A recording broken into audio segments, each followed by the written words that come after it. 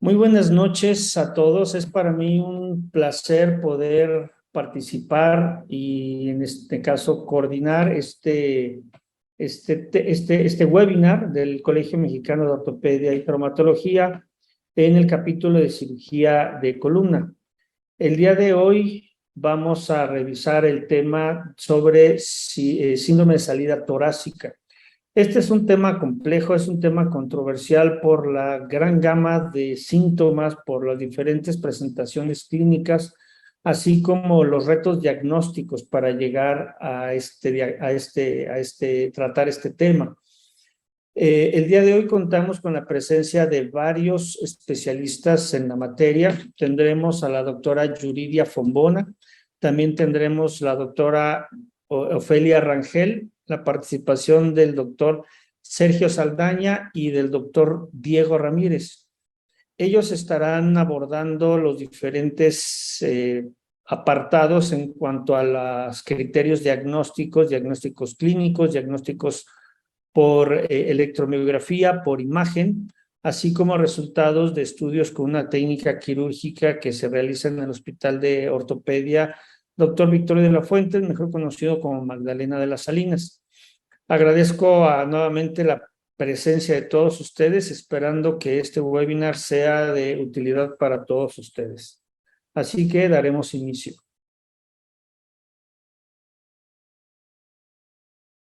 Buenas noches. En esta ocasión vamos a tratar el tema de síndrome de salida torácica, iniciando por hablar de su definición, los tipos que corresponden al síndrome de salida torácica y la exploración física que nos será de gran apoyo para llegar al diagnóstico. Este padecimiento está caracterizado por un dolor difuso de tipo neuropático en la región cérvico-braquial. Esto precisamente porque a la emergencia de los vasos sanguíneos, y de las estructuras nerviosas en el cuello que nos van a dar el recorrido por toda la extremidad torácica, encontramos tres sitios principales de compresión. El primero de estos sitios es a su emergencia por los escalenos, conocido como costo escalénico, en donde hay una compresión entre los músculos y la primera costilla. Ahí hablamos de que la compresión que se llega a dar sobre las estructuras nerviosas es principalmente sobre el cordón medial, que se va a ver aún más afectado si el foco de compresión es detrás de la clavícula, al cual llamamos intercosto clavicular. Hay un tercer foco de compresión que corresponde a la inserción del pectoral menor, que en la región posterior va a estar también correspondido con el músculo coracobraquial, el cual va a incrementar la compresión sobre estas estructuras y finalmente desencadenará el cuadro clínico característico. La zona en donde el paciente habitualmente refiere las molestias es en los dermatomas C7, C8 y T1, que corresponde a la cara interna del brazo. Principalmente vamos a ver afectadas a mujeres en edad productiva entre los 20 y los 40 años de edad, a una razón de 4 mujeres por un hombre afectado, ¿sí? El síndrome de salida torácica está subdividido en dos tipos principalmente, aunque se habla de un tercer tipo que es mixto, en donde vemos que el tipo de origen neurológico es el más frecuente con más del 90% de los casos.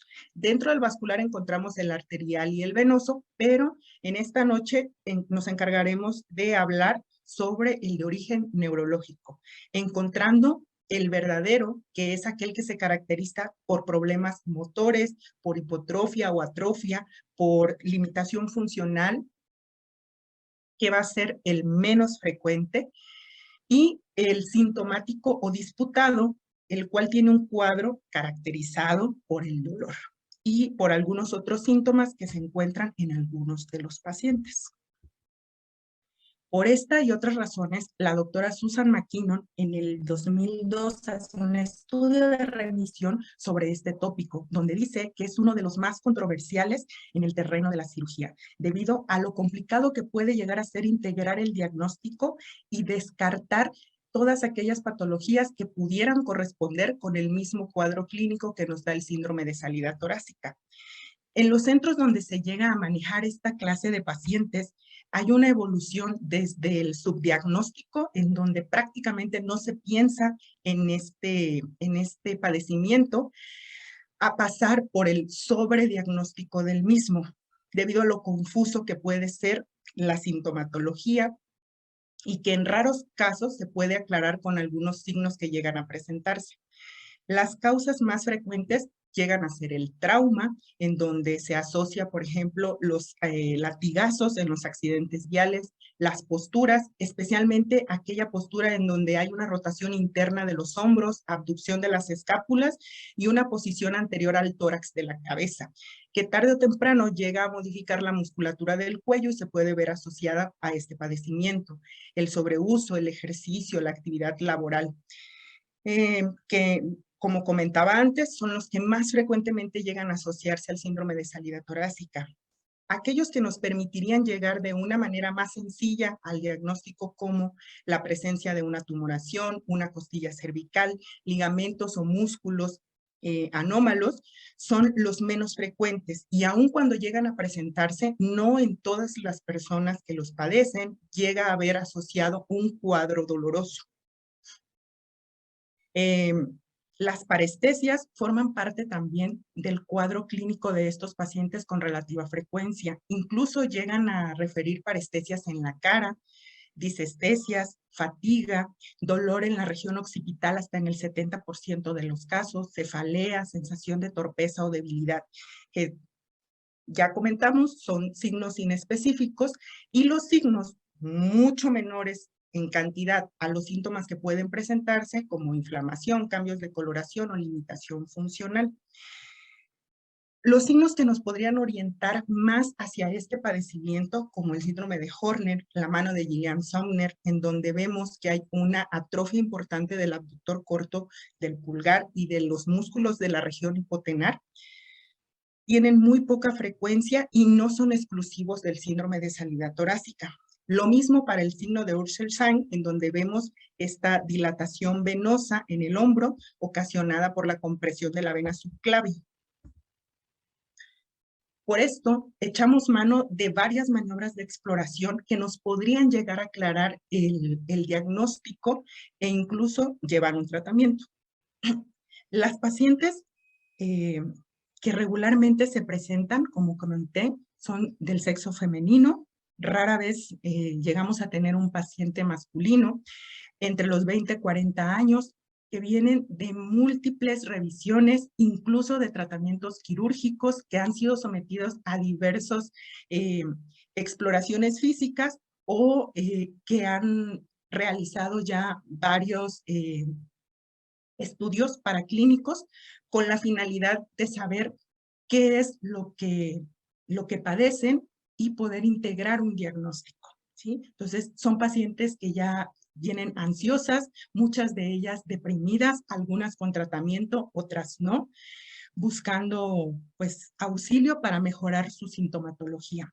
Cuando encontramos que hay una imagen radiográfica donde vemos un foco de pseudoartrosis de aproximadamente 5 centímetros, nos queda mucho más claro cuál es el foco real de compresión. Lo mismo para una tumoración, en donde vemos que hay un crecimiento progresivo en la fosa supraclavicular del lado afectado, y que en la imagen corroboramos que hay involucro hasta la línea media del cuello, retro e infraclavicular, pues se vuelve un poco más sencillo poder asociarlo a un síndrome de salida torácica. Sin embargo, no es lo frecuente. Lo frecuente es aquella paciente que aqueja dolor, que incluso tiene limitadas actividades cotidianas, incluidas sus actividades laborales, que ha recibido múltiples tratamientos, entre ellos rehabilitación, y puede no tener mayor mejoría, incluso nula, a pesar de los múltiples medicamentos que toma. La maniobra de Addison es una de las maniobras más utilizadas para poder integrar un diagnóstico, en donde localizamos el pulso de la arteria radial y solicitamos al paciente que haga una inspiración profunda para aumentar la presión dentro del tórax. Con esto se desencadena una sensación de calambre, una sensación de dolor quemante ardoroso en toda la extremidad, especialmente en la región medial del brazo. La maniobra de Wright, que es otra de las maniobras que también son muy socorridas, en donde hacemos una hiperabducción del hombro, localizamos el pulso de la radial que tiende a desaparecer y podemos hacer una movilización del cuello hacia el lado sano. Estas maniobras en general se van a caracterizar porque tenemos que hacer movimientos de la extremidad torácica y del cuello.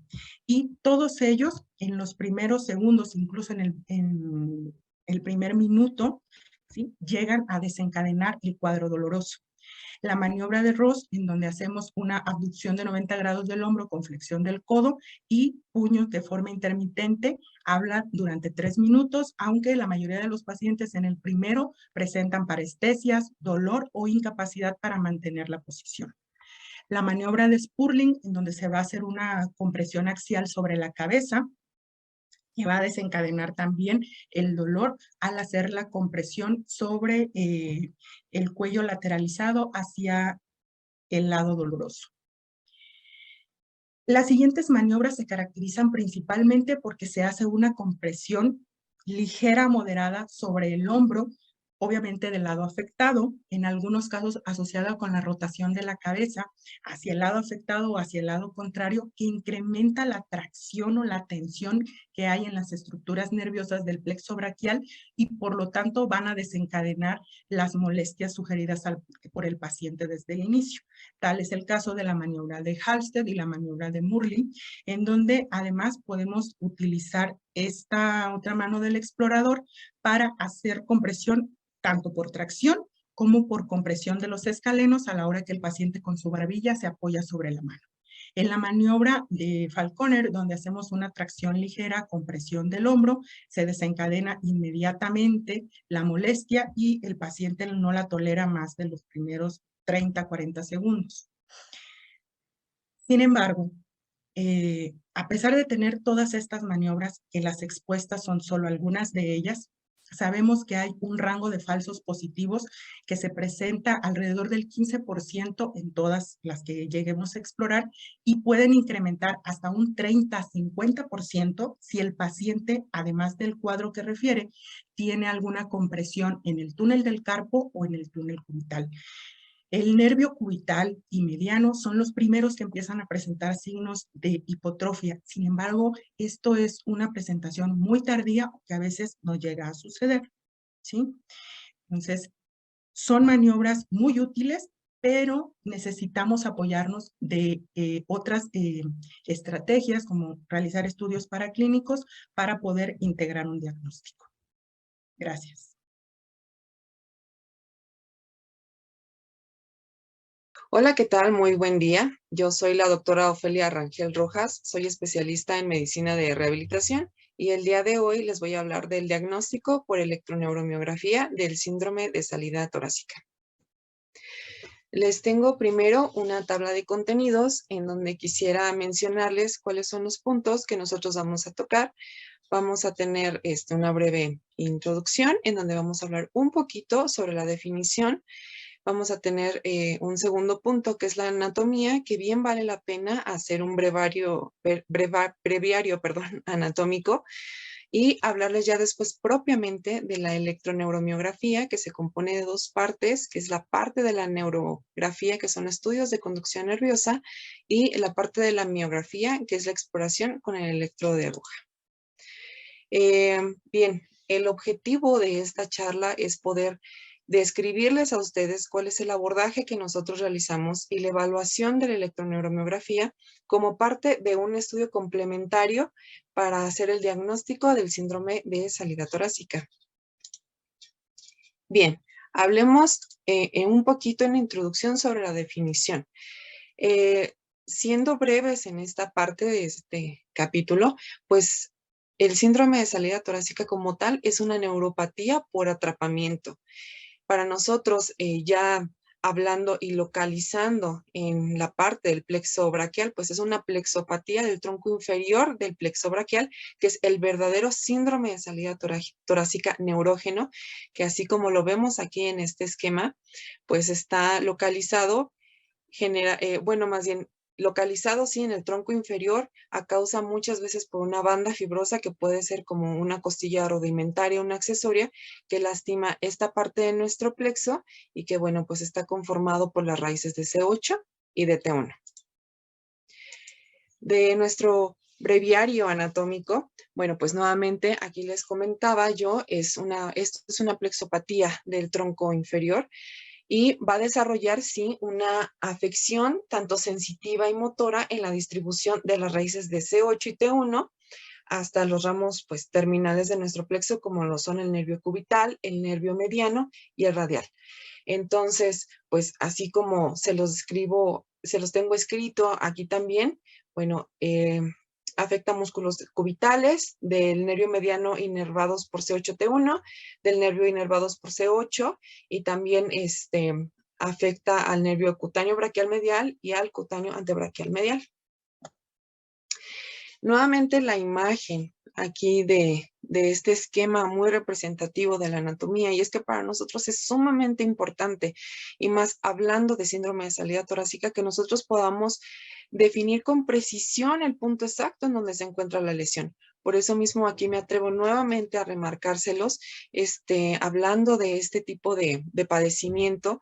Nosotros nos encontramos aquí en esta parte, en el tronco inferior, y por lo tanto este tronco, que es el que se encuentra dañado, es por lo que vamos a tener lesión en los nervios terminales, que son el nervio cubital, el nervio mediano y también algunas veces en el nervio radial.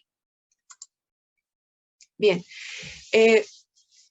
también vale la pena comentar que parte de todo el protocolo que nosotros estamos realizando para hacer este tipo de complemento diagnóstico, pues es poder apoyar en el diagnóstico diferencial, porque en muchas de las ocasiones los pacientes que llegan con nosotros con un síndrome de salida torácica en realidad vienen por una radiculopatía cervical, o bien también se puede confundir muchas de las veces con el atrapamiento del cubital en el codo o del nervio mediano en la muñeca.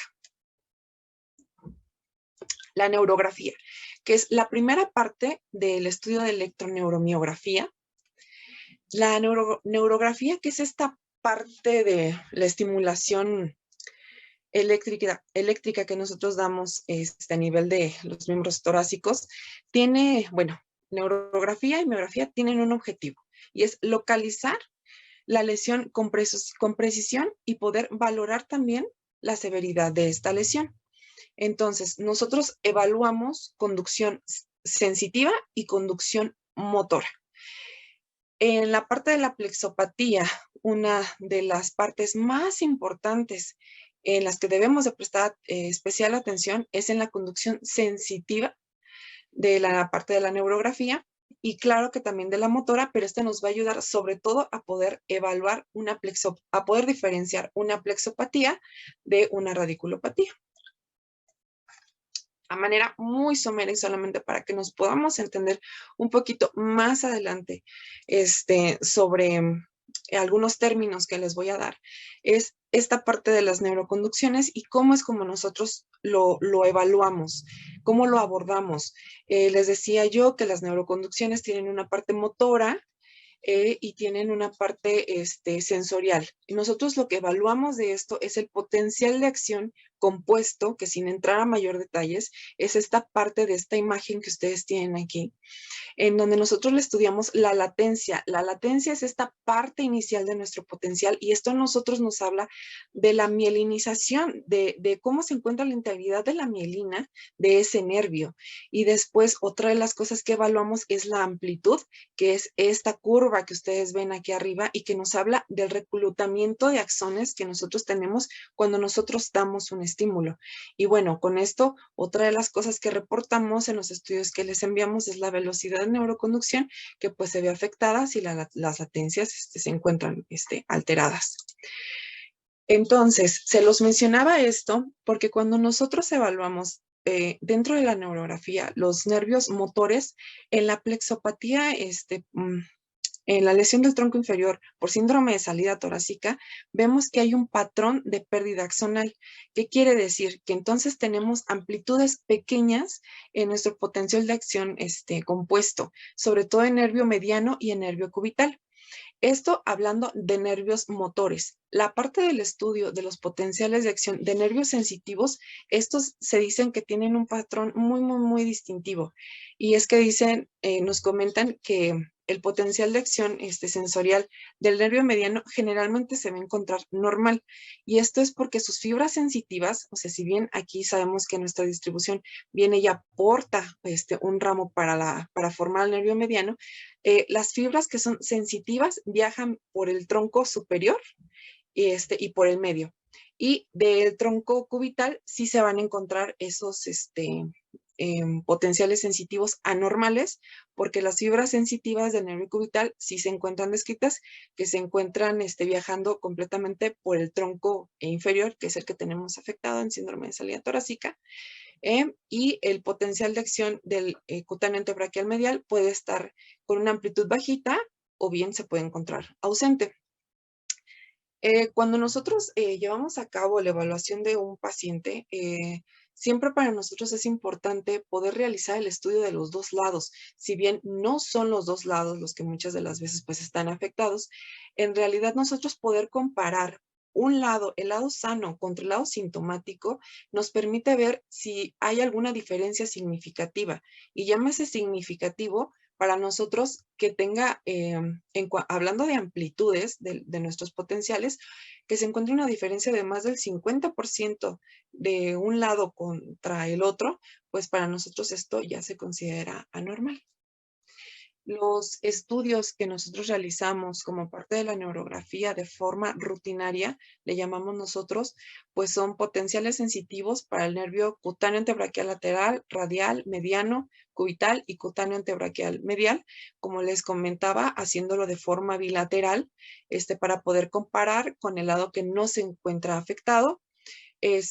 Los estudios de conducción motora que también hacemos de forma rutinaria son de nervio mediano y de cubital. Ya dependiendo de cómo vayamos evaluando, pudiéramos agregar tal vez el radial.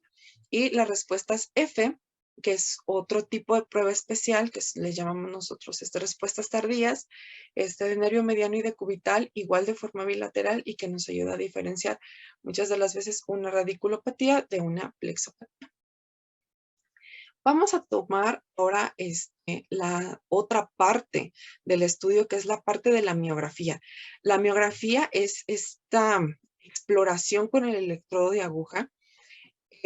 Bueno, para nosotros realizar este estudio, tenemos que hacer la exploración no de uno ni de dos, sino de varios músculos para nosotros poder obtener un patrón correcto. Nosotros necesitamos iniciar a evaluar cada uno de los músculos dependiendo del nervio periférico que estemos, que queramos evaluar, o bien músculos tributarios de la raíz nerviosa que nosotros estemos tratando de localizar, en donde, perdón, estemos tratando de localizar el daño.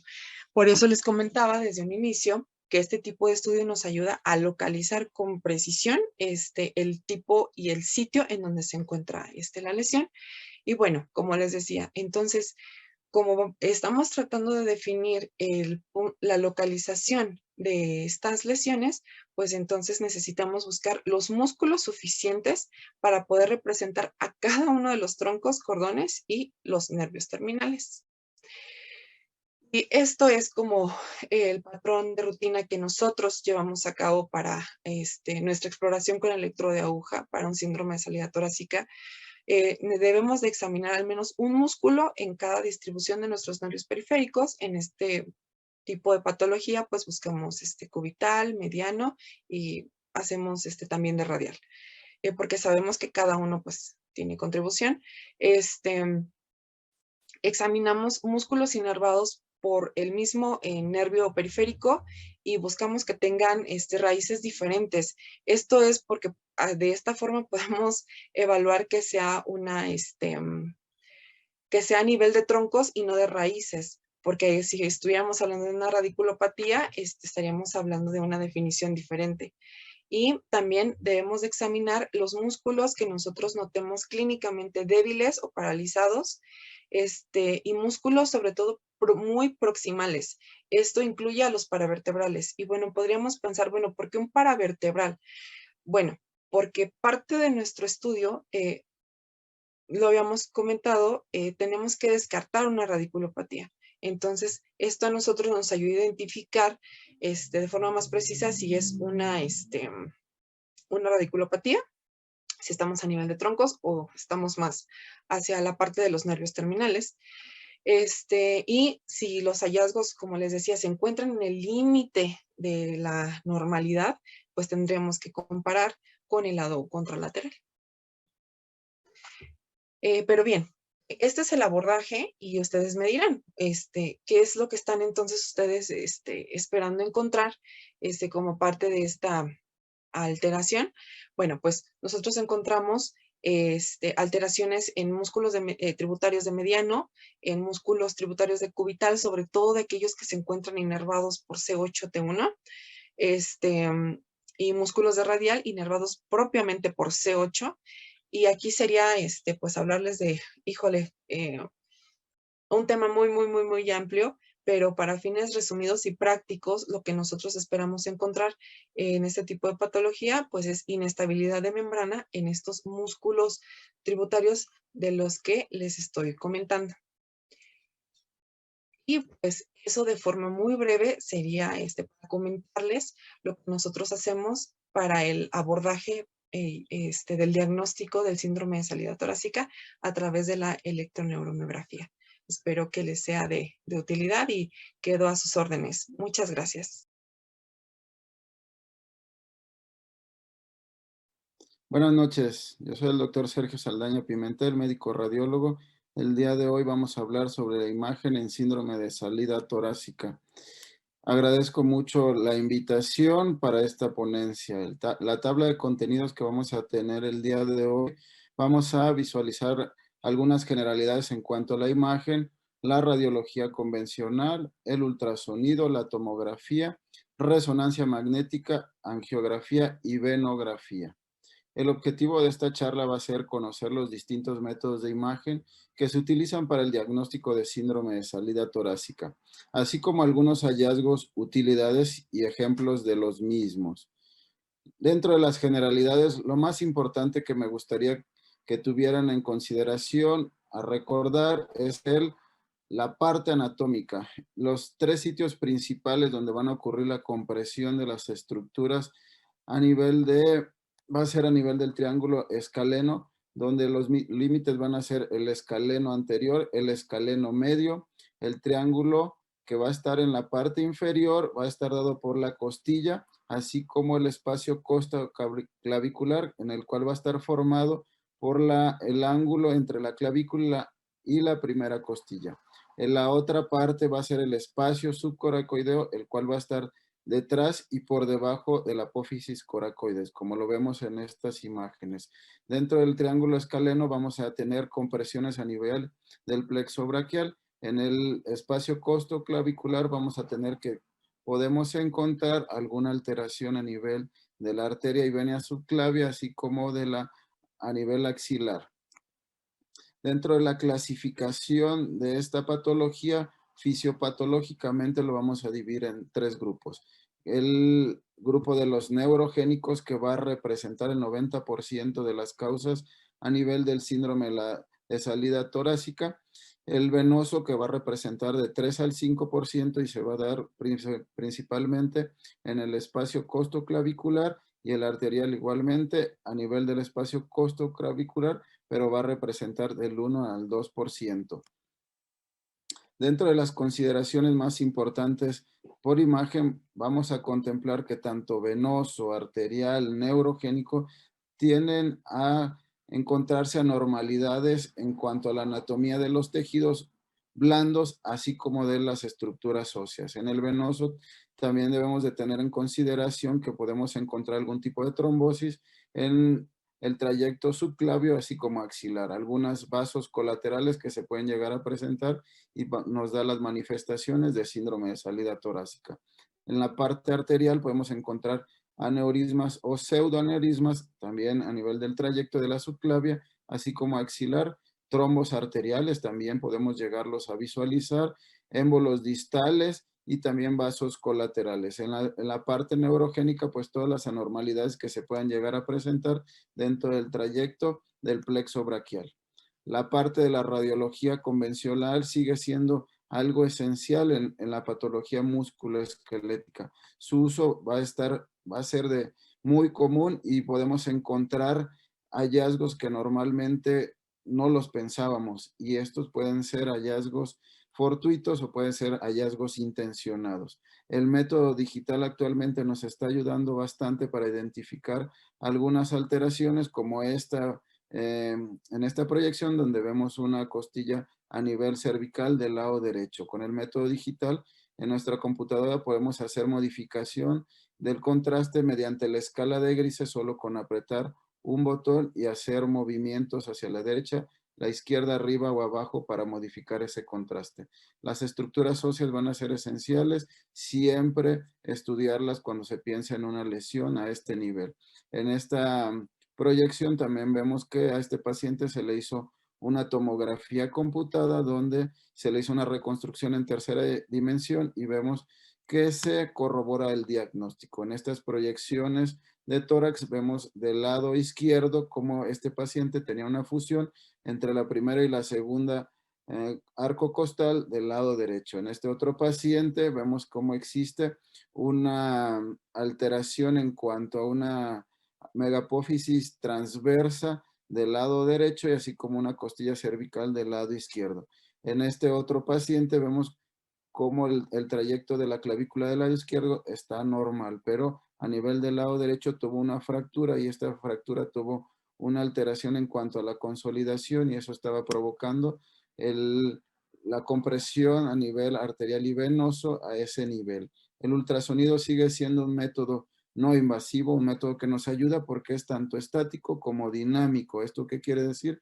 El paciente lo podemos tener en una posición neutra y podemos tener las maniobras de provocación. Las maniobras que normalmente nosotros usamos es abducción a 90 o hasta 180 grados para identificar alteraciones en los vasos cuando así se busca específicamente. Es un método que tiene bastante rentabilidad diagnóstica, es un método muy seguro, operador dependiente, es una de las grandes desventajas porque necesitamos tener conocimiento mínimo para buscar alteraciones en estos trayectos. Un transductor que debe de tener cierta cantidad de megahertz. El transductor que debemos utilizar es un transductor lineal. El convexo no nos sirve. Lineal, ¿por qué? Porque tiene mayor resolución en cuanto al tejido blando, aunque con menos profundidad.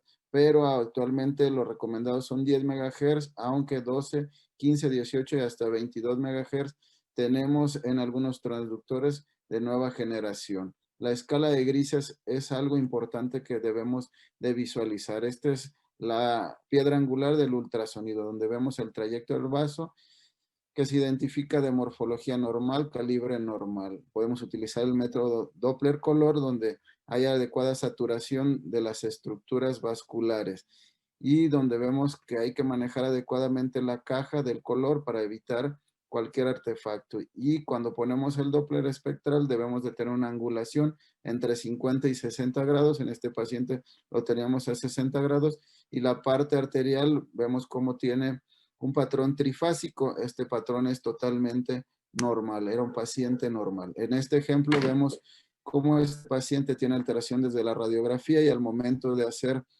nosotros el estudio de ultrasonido en esta imagen con Doppler color vemos que existe una medición que podemos hacer nosotros y estamos obligados a hacerla cuando nos piden el ultrasonido por esta patología en específica para ver el calibre mayor y se hace en antero-posterior. Y vemos cómo al momento de poner el Doppler espectral tenemos una velocidad pico sistólica de 56 centímetros sobre segundo, con un patrón habitual para la arteria subclavia. Al momento de, esto está realizado en una parte neutra, al momento de hacer las maniobras de provocación o poner al paciente en abducción, vemos cómo se disminuye el calibre, de 12 pasa a ser de 7 milímetros y se modifica el espectro. Este espectro se modifica y la velocidad se va hasta 105 centímetros sobre segundo. Esto nos habla de que hay una resistencia en el vaso a este nivel.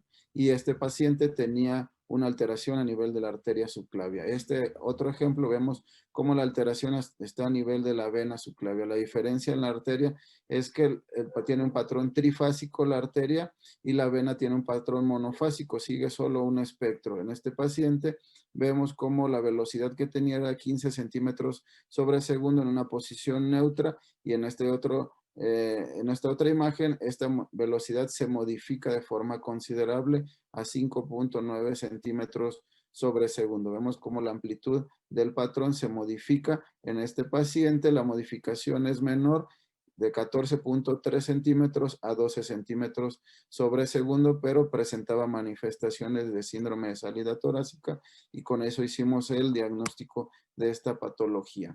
La tomografía es una parte importante y esencial que debemos de conocer, que nos brinda mayor definición en cuanto a las partes de los componentes óseos, y también tiene buena definición de algunos tejidos blandos. La podemos hacer tanto en posición neutra y posición en abducción en 180 grados. Estamos obligados a hacerla cuando tenemos una impresión diagnóstica de síndrome de salida torácica, y tenemos que poner estudio contrastado. Aquí hay que aplicar medio de contraste, y este medio de contraste se tiene que hacer en las dos fases, tanto en neutra como en abducción en 180 grados, con una fase arterial y una fase venosa.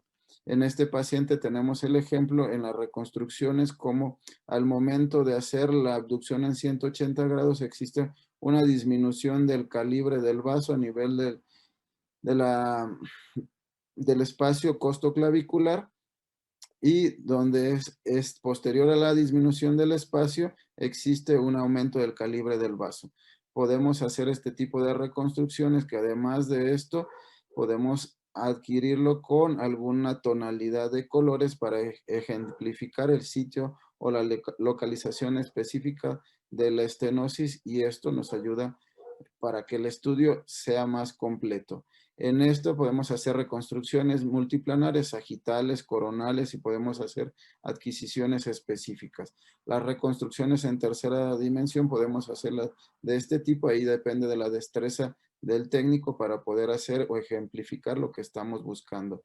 Y reconstrucciones en máxima intensidad de proyección, donde se acentúa la parte del medio de contraste, como es en este ejemplo. En este paciente vemos en una adquisición con el paciente el brazo en neutro, como no existe ningún tipo de alteración en cuanto a el calibre del vaso. Vemos cómo lo medimos en un corte o en una visualización axial del vaso, pero al momento del paciente poner la abducción, cómo existe una estenosis a nivel de la costilla y el primer arco de la clavícula y el primer arco costal, donde se identifica de forma importante una estenosis a nivel de la arteria subclavia. Esta estenosis se mide en el eje anteroposterior, y posterior a la estenosis o a la disminución del calibre existe una dilatación del vaso a este nivel. En este otro ejemplo, encontramos el paciente en posición neutra, como no existe ninguna alteración a nivel de la subclavia y del axilar, pero al momento de hacer la abducción en 180 grados, como existe la estenosis a nivel de la costilla y el primer arco y la clavícula, donde esa estenosis se ve de manera considerable en una adquisición con una ventana para mediastino. Esto fue diagnóstico para síndrome de salida torácica. Dentro de la resonancia magnética vamos a tener que es un estudio con mayor costo, que tiene sus indicaciones muy precisas por el costo tan importante que le puede redituar al paciente. Lo recomendable es hacerlo actualmente en un equipo de 1.5 teslas. A mayor teslaje, mejor definición de las estructuras blandas, y este equipo es por mucho el gol estándar en músculo esquelético por la mayor definición de los tejidos blandos. El protocolo que debemos de tener básico son secuencias T1, T2, así como densidad de protones con saturación de la grasa, y esto tenemos que hacerlo como parte de un axial, un coronal y un sagital. Esto es lo básico que debemos de tener. Podemos hacer un estudio complementario de neurografía en esto, sí, pero eso también le eleva el costo al paciente. Sin embargo, cuando buscamos alguna situación relacionada Con el plexo braquial es de vital importancia pedir esta secuencia.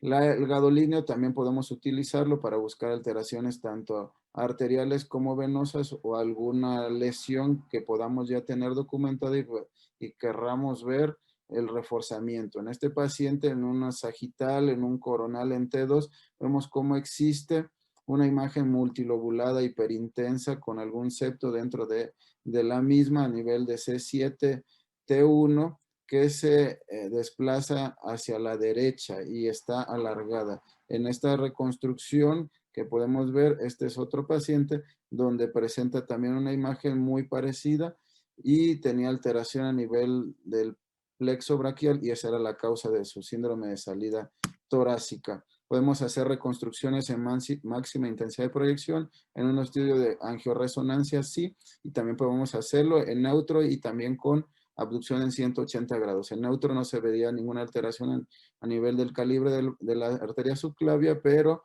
en la parte arterial y con abducción sí tenía una estenosis. Angiografía y venografía, pues vamos a ver que el abordaje era radial y aquí en este paciente tenía una estenosis a nivel de la vena subclavia por un trombo que posterior al tratamiento ya se dilató y los vasos colaterales que se veían en esto ya dejaron de verse en la secuencia después de la adquisición por sustracción digital. Las conclusiones es que debemos de, cuando tenemos esta sospecha de esta patología, un abordaje multidisciplinario. La elección del método de imagen debe ser individualizado para disminuir la demora en el diagnóstico y hay que conocer como mínimo la anatomía y los hallazgos imagenológicos del mismo. Agradezco al foro y estoy abierto a las preguntas que ustedes necesiten. Gracias.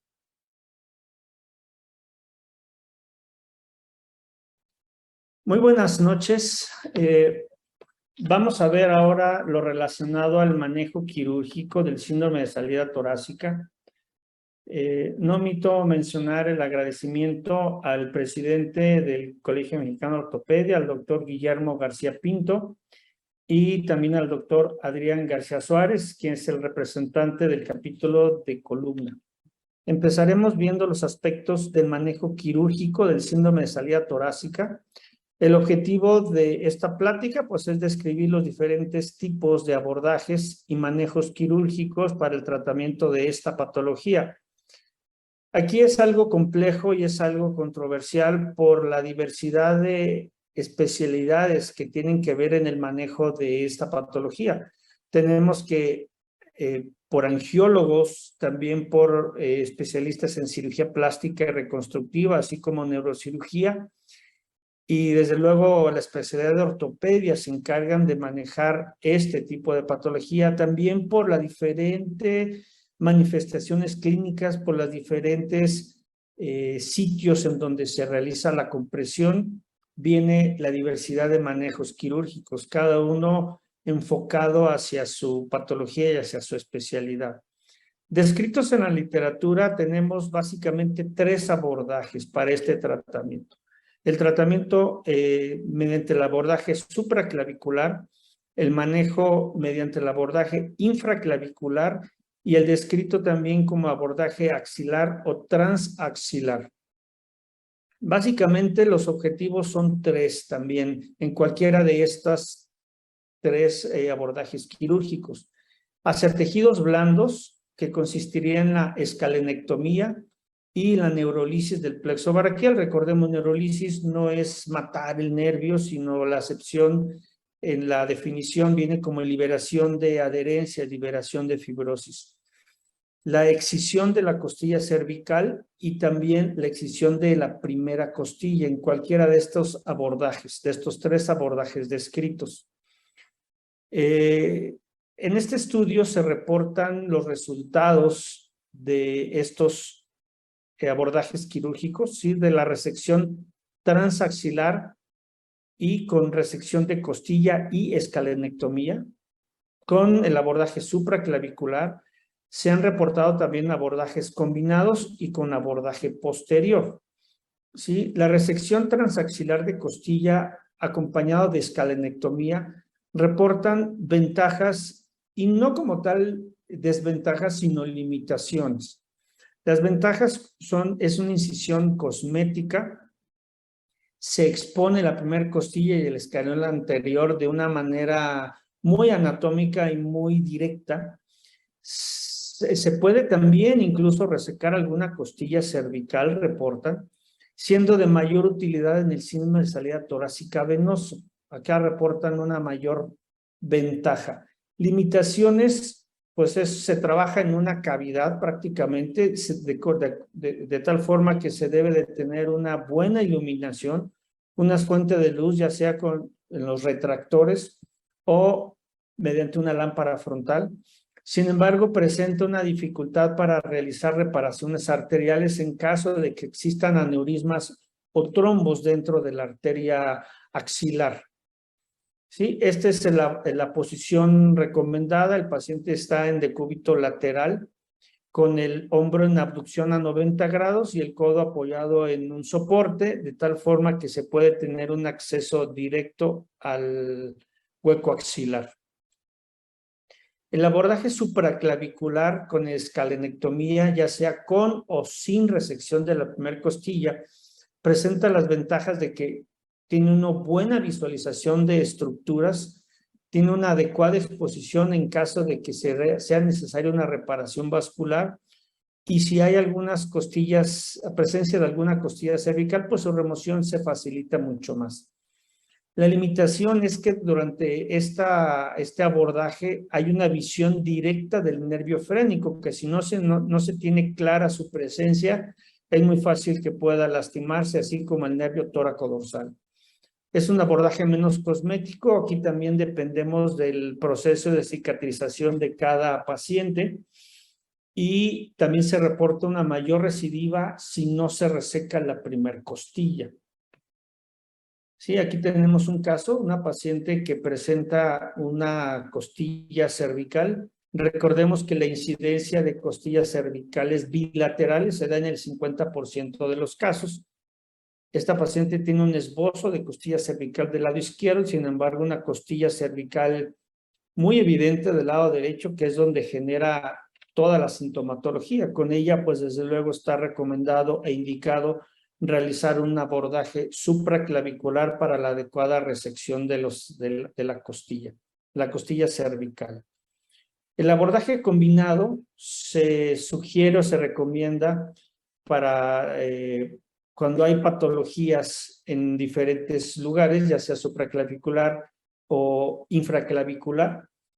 El abordaje posterior tiene también sus ventajas en cuanto existiera una cirugía previa axilar o supraclavicular.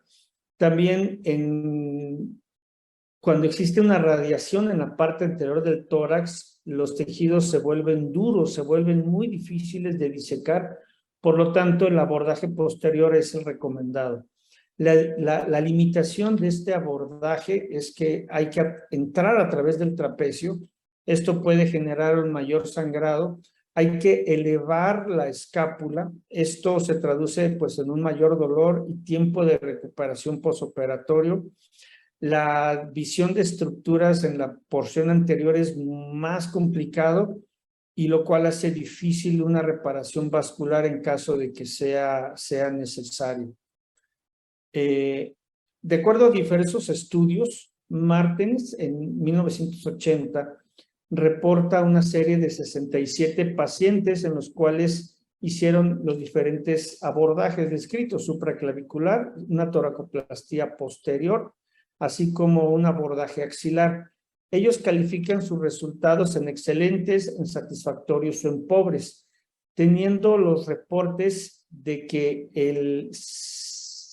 los resultados que se muestran, el 75% en el abordaje de toracoplastía posterior y el 100% de resultados satisfactorios. No son resultados excelentes, reportan los resultados satisfactorios en estos porcentajes mostrados en los abordajes supraclavicular, toracoplastía posterior, y el 100% en abordaje axilar, resultados satisfactorios. Balsi en el 2003 hizo una serie de casos de 47 pacientes en los cuales En 28 resecó la primer costilla, la costilla cervical fue resecada en 10 casos, en ambos fue en 9 casos y realizando una trombectomía en solamente 2 pacientes. El seguimiento que realizó fue a 4.6 años, en las cuales el 75% de los pacientes con abordaje supraclavicular se reportaron asintomáticos en este periodo y el 50% de los pacientes con abordaje infraclavicular se refirieron asintomáticos. Él no reportó ninguna diferencia significativa entre la mejoría de los diferentes grupos manejados con estos diferentes abordajes quirúrgicos, a diferencia del estudio anterior, ¿sí? Este mismo autor reporta una morbilidad del 17%, de los cuales se dividen que había dolor en sitio quirúrgico, presentaban también neumotórax asociado a la resección de la primera costilla, neuralgia intercostobraquial. Recordemos que el nervio intercostal puede verse afectado en la resección de la primera costilla. También infección del sitio quirúrgico, así también como hematoma en el sitio quirúrgico. Nosotros, la experiencia que tenemos en el Hospital de Ortopedia del doctor Victorio de la Fuente Narváez, también conocido como Magdalena Las Salinas, en el naciente servicio de cirugía de plexo braquial nervio periférico, el abordaje que nosotros preferimos, el que hacemos, es el abordaje supraclavicular, de acuerdo a los diferentes criterios diagnósticos. Hemos encontrado la mayor parte de la patología en la región supraclavicular, de tal forma que brevemente les describiré lo que es la técnica. Abordaje supraclavicular, 1 centímetro arriba de la costilla, tomando como referencia el borde lateral del esternocleidomastoideo. Esta es una visión que vamos a tener el paciente acostado en decúbito supino, hacia su izquierda está la cabeza, hacia la derecha está el hombro. Estamos trabajando en la parte derecha del cuello, en donde después de resecar el platisma está el cojinete graso. Podemos encontrar en esta dirección el músculo homoyoideo.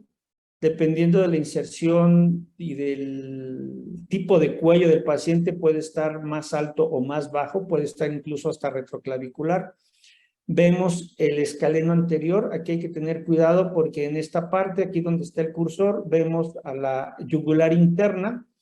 Abajo de la yugular interna está el escaleno anterior y sobre el escaleno anterior está el nervio frénico. Esto es lo que hay que tener precaución. En esta diapositiva podemos ver un mayor detalle del abordaje, en donde este separador es importante, ya que nos protege a la yugular interna y de una estructura más medial es la carótida interna. Esto protegemos. Tenemos al nervio frénico aquí arriba, sobre el escaleno anterior, y procedemos a hacer la escalenectomía.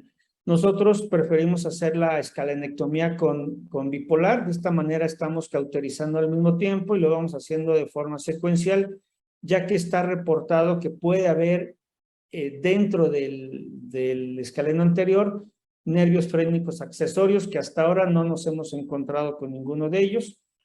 Aquí tenemos una vista ya una vez realizada la escalenectomía. Veamos los bordes del escaleno. Una vez que se resecan, se retraen de tal forma que no hay que resecar ninguna porción del músculo.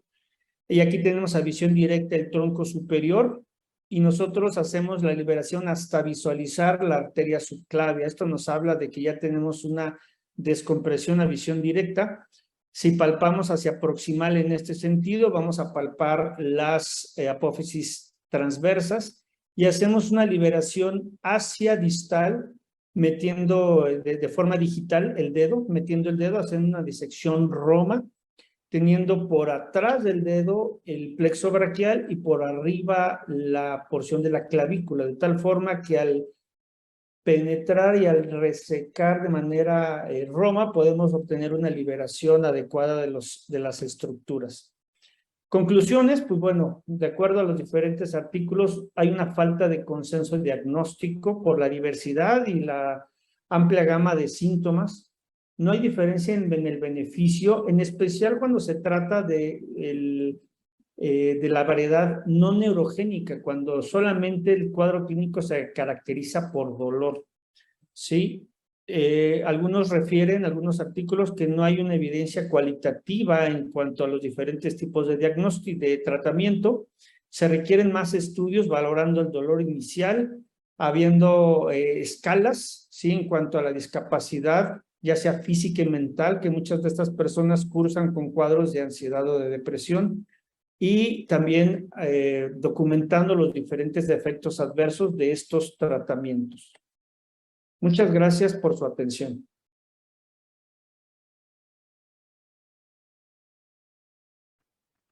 Hola, ¿qué tal? Soy el doctor Diego Ramírez Hunda y en esta charla les voy a hablar sobre el síndrome de salida torácica, un análisis de casos. Como contenido, primero vamos a ver una breve introducción, pasaremos al material y métodos de los análisis de casos, los resultados con unas pequeñas gráficas y conclusiones de estos. El objetivo de esta charla es analizar los resultados clínicos de una serie de casos de pacientes con diagnóstico de síndrome de salida torácica que fueron operados con la misma técnica y con el mismo equipo quirúrgico en el Hospital de Ortopedia Dr. Victorio de la Fuente Narváez. Bueno, como introducción, el síndrome de salida torácica es una patología compresiva descrita por Pitt en 1956. Como ya se ha estudiado, la porción del plexo habitualmente más afectada es el tronco primario inferior. Pasando al análisis de casos, vamos a hablar sobre el material y métodos. Consta de 11 casos realizados en el Hospital de Ortopedia Dr. Victorio de la Fuente Narváez. Todas las cirugías fueron realizadas por el mismo equipo quirúrgico y dichas cirugías fueron realizadas dentro del tiempo de enero del 2018 y junio del 2022. A todas ellas se les realizó el mismo procedimiento quirúrgico, el cual fue una exploración supraclavicular de plexo braquial más escalenectomía. En cuanto al análisis de casos, bueno, fueron 8 mujeres y un hombre. En 2 casos fue realizada la cirugía de manera bilateral. De todos los pacientes, la edad promedio fue de 43 años. Durante la valoración preoperatoria, 50% de los pacientes refirió algún antecedente traumático, quiere decir que tuvieron durante su actividad laboral o en alguna actividad recreativa, tuvieron algún antecedente, el cual ellos refieren que fue la causa del inicio de sus síntomas, y la otra mitad de los pacientes refieren que no hubo ningún antecedente, que simplemente inició de manera espontánea. A todos los pacientes se les realizó una exploración física exhaustiva. A algunos pacientes se les realizó electromiografía y a otros se les realizó estudios de imagen como ultrasonido o resonancia, los cuales los voy a describir brevemente en las próximas diapositivas. Bueno, para caracterizar bien a nuestros pacientes tenemos esta pequeña tabla en la cual se indica el sexo. Como pueden ver, todos fueron de sexo femenino, menos en un caso que es un sexo masculino. Están las edades de los pacientes. Tenemos que todos los pacientes presentaron síntomas sensitivos. Así, también todos los pacientes presentaron síntomas motores. Tenemos que solamente hubo 2 pacientes a los que se les realizó electromiografía, que esta indicaba que estaba normal o sin alteraciones. 3 de ellos reportaron que sí había alteraciones y a los demás pacientes no se les realizó este estudio. En cuanto a los estudios de imagen, ya sea ultrasonido o resonancia, todas se les podía marcar alguna alteración, solamente en un paciente en la cual los estudios de imágenes también se reportaron normales. Y en cuanto a si los pacientes tenían alguna cirugía previa, tenemos que en 4 de los casos esta era positiva, ¿de acuerdo? Brevemente voy a explicar un poco más a detalle esta cirugía previa que se les realizó. En cuanto a la ocupación, nos pareció importante para nosotros recalcarla, ya que generalmente este tipo de padecimientos ocurre en personas laboralmente activas y afecta a esas personas en sus trabajos. Tenemos que 2 de ellos eran maestras, 2 de ellas eran obreras y una para cada una de secretaria, comerciante, enfermera, una cajera y una cocinera. Como podemos ver, en todas de ellas, pues la habilidad en las manos es primordial para su trabajo. En esta tabla, o en esta gráfica, perdón, podemos ver, se esquematiza el tiempo ocurrido desde el inicio de los síntomas hasta la fecha en la que se les realizó la cirugía. Como podemos ver, la mayoría de los pacientes, excepto en un caso que es la paciente número 7, desde el inicio de los síntomas hasta su cirugía pasaron aproximadamente 6 meses. De ahí, para los demás pacientes, pasó 1 año o incluso más. Tenemos 2 casos o 2 pacientes, los cuales tardaron aproximadamente 4 años desde el inicio de los síntomas hasta la fecha de su cirugía. Hablando de los resultados, se incluyeron 11 cirugías realizadas en 9 pacientes. Como ya se había mencionado, 2 de ellas fueron intervenidas de manera bilateral. El 100% de los pacientes presentaron sintomatología sensitiva y motora. 90% de ellos presentaron alteraciones en estudios de imagen previos a la cirugía. Se habló de 2 casos que se reintervinieron. Esto quiere decir que tenían una cirugía previa en el mismo miembro torácico afectado. Uno de ellos había tenido una cirugía de liberación y transposición del nervio cubital y otra paciente había tenido liberación del túnel del carpo bilateral como antecedente. En el intraoperatorio, el 100% presentó una alteración anatómica relacionada con la sintomatología. De los 11 casos, 10 de los casos mejoraron. Pongo aquí transitoriamente entre paréntesis porque los pacientes, conforme se fueron viendo en las consultas postquirúrgicas, notamos que al inicio referían una mejoría muy importante, mejoría en cuanto al dolor, en cuanto a las parestesias, pero conforme los íbamos citando, veíamos que había reaparición de síntomas. Quiere decir que después de la cirugía estaban prácticamente asintomáticos o con síntomas muy leves, pero al pasar del tiempo estos síntomas tendían a volver a aparecer o volver a agudizarse. Uno de los casos empeoró o refiere que empeoró después de la cirugía, pero bueno, hay que aclarar que este caso es el de la paciente que más tiempo pasó desde el inicio de los síntomas hasta la cirugía. Entonces ahí pudimos hacer nosotros una relación de que entre más tiempo pase del inicio de los síntomas hasta la intervención, pues es un dato que tenemos que tener en cuenta hacia el pronóstico. A todos los pacientes en el postquirúrgico les realizamos Quick Dash, que es el cuestionario para determinar el grado de discapacidad en el miembro torácico. Como vemos, se reportan valores altos de grado de discapacidad, aún ya siendo operadas, pero tenemos 2 casos en el cual el grado de discapacidad es menor y casualmente coinciden con las pacientes que tuvieron menos tiempo desde el inicio de los síntomas hasta el día de su cirugía. Entonces, podemos hacer nosotros o inferir, hacer esa relación entre el tiempo de inicio de síntomas hasta el día de la cirugía. Es un factor de buen pronóstico para que tengan menor grado de discapacidad. Y bueno, ¿qué nos dice la literatura? Se realizó esta cohorte realizada por Balderman en el 2019. Se publicó este estudio de 150 pacientes, a los cuales a 90 de ellos se les aplicó cirugía. y como resultado concluyeron que la cirugía puede ser efectiva cuando la terapia física es insuficiente y que se puede esperar mejoría de síntomas en un 90% de pacientes, que es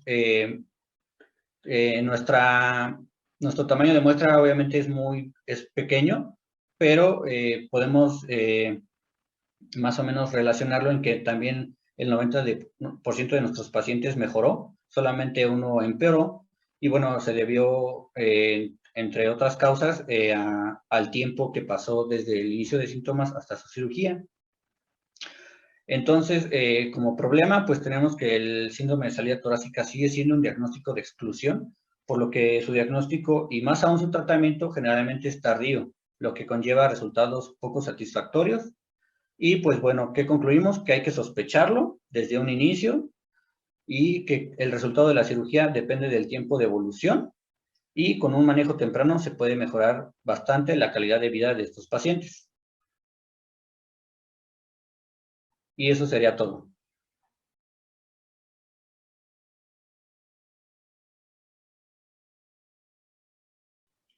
Rogelio, mis felicitaciones. Ha sido una muy buena exposición con tu grupo, contigo. Nos quedó algunas cosas claras, quizá, pero de mi parte tendría algunas preguntas. Por ejemplo, a la doctora Yuridia, dentro de la consulta, ¿con qué frecuencia pudiéramos encontrar el síndrome de salida torácica?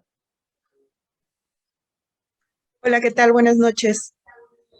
En la consulta llegan varios pacientes, bueno, de hecho todos los pacientes que vemos son pacientes referidos generalmente de algún otro servicio de ortopedia, con cierta frecuencia de alguna subespecialidad dentro de la ortopedia, ¿sí? Y llegan ya con un diagnóstico presuntivo de síndrome de salida torácica, pero que se llegue a comprobar que realmente se trata de este diagnóstico, posiblemente sea un paciente un paciente al mes, posiblemente 2, que sí se llegue a corroborar mediante el diagnóstico clínico, electromiográfico e incluso por alguna imagen, que con frecuencia nos apoyamos en ellos para poder descartar algunos padecimientos con los cuales se puede asociar o confundir este síndrome. Y sí, en promedio sería 1 o 2 pacientes al mes que se diagnostican con síndrome de salida torácica. Muchas gracias. Me gustaría conocer si la doctora Ofelia nos pudiera ayudar, que en qué momento podemos solicitar o debemos solicitar el estudio de electromiografía.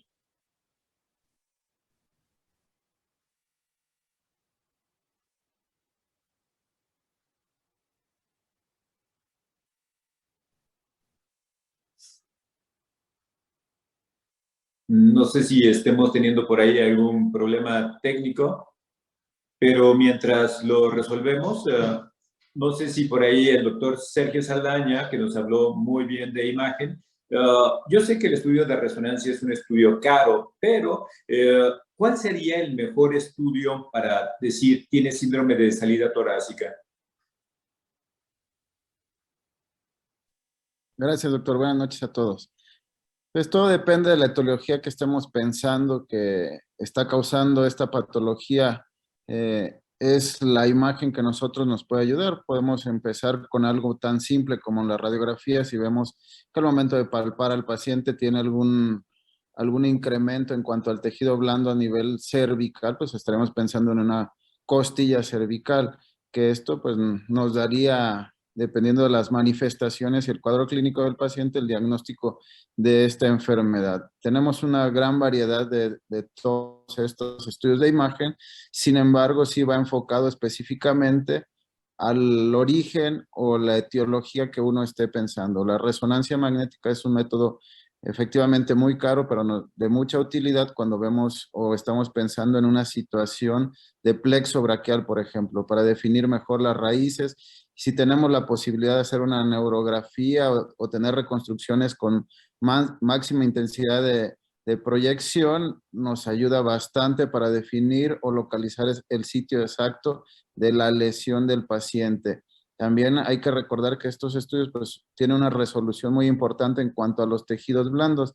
Si pensamos en una lesión de los mismos, alguna variante anatómica, muscular o de algún otro tipo, también nos ayuda bastante. Pero si estamos limitados, estamos en un lugar donde no tenemos este estudio de imagen, el ultrasonido es una herramienta que bien manejada nos da bastante información para buscar algún pseudoaneurisma, alguna trombosis, todo depende de los antecedentes que nosotros podamos encontrar. La tomografía, pues la gran desventaja es la radiación que emite, pero también es un buen método de imagen, entonces no nos podemos cerrar exclusivamente a alguno de ellos, sino dependiendo de todo el contexto de nuestra clínica, de lo que estemos pensando que es la etiología para nuestro paciente.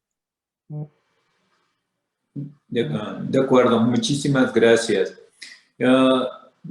Doctor Diego, es un médico joven, es emprendedor y está con el equipo. ¿Cuál fue la razón por la cual un médico joven se interesa en una patología no tan frecuente y quizá demandante físicamente?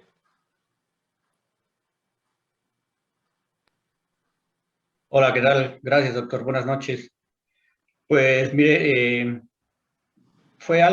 para mí fue algo como fortuito. A mí me gustó desde que empecé a rotar con el doctor Rogelio Solano, me interesó mucho toda la patología de plexo en general, no nada más el síndrome de salida torácica. De hecho, platicando con él durante las cirugías de otro tipo de patologías, él fue que me empezó a hablar de este tema, que es un tema muy interesante. Me comentaba que hay una paciente que iban a programar para cirugía, me invitó a entrar a esa cirugía. Entonces, solamente por mencionar él que tenía ese diagnóstico, pues yo empecé a investigar, empecé a leer un poco porque es algo que yo nunca había escuchado. Siendo residente de ortopedia, pues es un diagnóstico que no escuchamos. La verdad, yo y mis compañeros no creo que estemos familiarizados para nada, y yo creo que es importante por lo menos conocerlo, sospecharlo. Algún día tal vez nos llegue algún paciente a nuestra consulta privada o en algún hospital público, y pues tener ese bagaje de que es un diagnóstico a lo mejor no tan común, pero muy importante, y así fue. Muchas gracias. Por último, de mi parte, porque estoy teniendo problemas técnicos, está a punto de acabarse la batería donde estoy, no tengo muchas opciones. Quisiera preguntarle al doctor Rogelio Solano, ¿cuáles serían sus tips, sus sugerencias, si esta cirugía es para todos, pero sobre todo que se nos enfoque un poquito más su respuesta hacia la costilla, ya que la mayoría, cada vez que pensamos en síndrome de salida torácica, decimos una costilla, una resección y quizá una vía axilar. Rogelio, ¿qué sería tu punto de vista? Sí, vaya, esto tiene que ver mucho con la formación y la escuela. Revisando ahora los artículos y ahora en el tiempo que estuve de formación sobre estos temas, pues hay diferentes escuelas y son como la intersección de conjuntos, ¿no? Así como lo mostraba en una de las diapositivas, es algo similar a la cirugía de columna, en la cual pudiera existir controversia de quién la maneja, es el neurocirujano, el ortopedista, quién maneja las fracturas nasales y el cirujano plástico, el maxilofacial, el otorrino, en fin. Todo tiene que ver quién tiene la preparación y el adiestramiento en la zona quirúrgica. Es una zona quirúrgica pues complicada, una zona quirúrgica que depende mucho también de la anatomía del paciente. Hay pacientes que tienen cuellos muy a modo, hay otros que tienen cuellos muy difíciles que complican estos abordajes. En la experiencia que tenemos nosotros desde el punto de vista pues más hacia la cuestión del plexo braquial, no hemos tenido necesidad de resecar ninguna costilla. Vaya, además, pues no es el entrenamiento que tenemos acá. Hay escuelas, por ejemplo, de neurocirugía que van enfocados a resecar la primer costilla. La escuela de angiología pues va más enfocada hacia reparaciones vasculares de aneurismas que puedan ser en la arteria o en la vena subclavi, pues prefieren el abordaje supraclavicular. Entonces, eso habla de la complejidad y la diversidad de lo que implica esta patología. ¿Quién debe de hacerlo? Pues quien tenga el adiestramiento y el entrenamiento para estos casos. Excelente, gracias Rogelio. Por último, una pregunta, porque mi batería está a punto de morir. Por favor, quédate a cargo de la sesión si es que hay algo más. Una pregunta más es, doctora Fombona, o para todo el equipo, ¿por qué piensan que esto sería más en la mujer?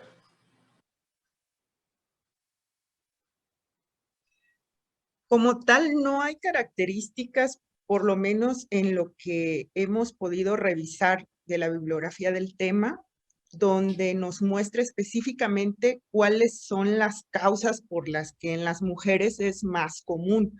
Podríamos hablar de algunas variantes anatómicas en cuanto a las medidas en los espacios de compresión que se mencionaron en varias de las participaciones el día de hoy, pero no resultan estadísticamente significativos debido a que la diferencia con la exploración en pacientes del sexo masculino es de 1, máximo 2 milímetros. Entonces, posiblemente sea una cuestión multifactorial, desde el hecho de que principalmente la mujer es la que acude a consulta cuando llega a tener alguna molestia de manera más común y más temprana, incluso que la mayoría de los varones. La otra es que pudiera estar relacionado, aunque te digo, no puedo mostrar una base científica, puesto que no lo hemos revisado en la bibliografía, nunca lo hemos encontrado, ¿sí? Con una situación de personalidad, en donde puede haber también, se puede ver involucrado un incremento en la sensación del dolor, en la sensación de las parestesias, de las disestesias, que son de los síntomas más comunes asociados al padecimiento, pero como tal, algo de lo cual pudiéramos hablar claramente que muestra una tendencia, como la vemos en la estadística del síndrome para el sexo femenino contra el masculino, pues no. Ok, muchas gracias. Parece que no hay más preguntas. Creo que el auditorio está satisfecho con las respuestas que han ido teniendo. Quiero agradecerles a todos. Ha sido un esfuerzo impresionante, muy buen tema. De mi parte, mi reconocimiento a tu equipo, Solano. Gracias por esta participación y esperemos vernos en más ocasiones. Por mi parte es todo. Espero que todos lo hayan disfrutado. Rogelio, tienes la palabra.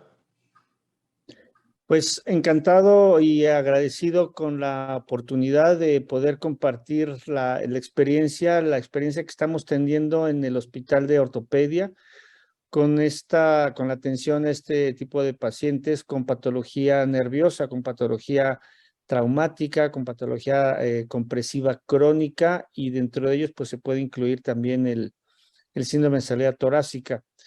Es un tema muy amplio, como vimos, es un tema controversial, un tema polémico incluso por la diversidad de especialidades involucradas. Cada uno tiene su parte de razón, no quiere decir que uno esté mal o que esté bien, son diferentes criterios que son muy válidos en diferentes momentos. Espero haya sido de utilidad, espero siembre la inquietud y sobre todo haber podido aclarado algunas dudas respecto al tema, porque como comentaba Diego, es una patología que se ve poco o que se llega a escuchar ocasionalmente, ahí decimos síndrome de salida torácica, pero no se aborda bien, no se diagnostica, como que se conoce de lejitos, y pues afortunadamente podemos difundir el conocimiento, podemos sembrar la inquietud, así como en Diego, en muchos otros residentes e incluso médicos también que se puedan interesar en el tema, y pues ya saben, estamos encantados y a sus órdenes. Gracias. Muchas gracias a todos ustedes y de mi parte que tengan una excelente noche.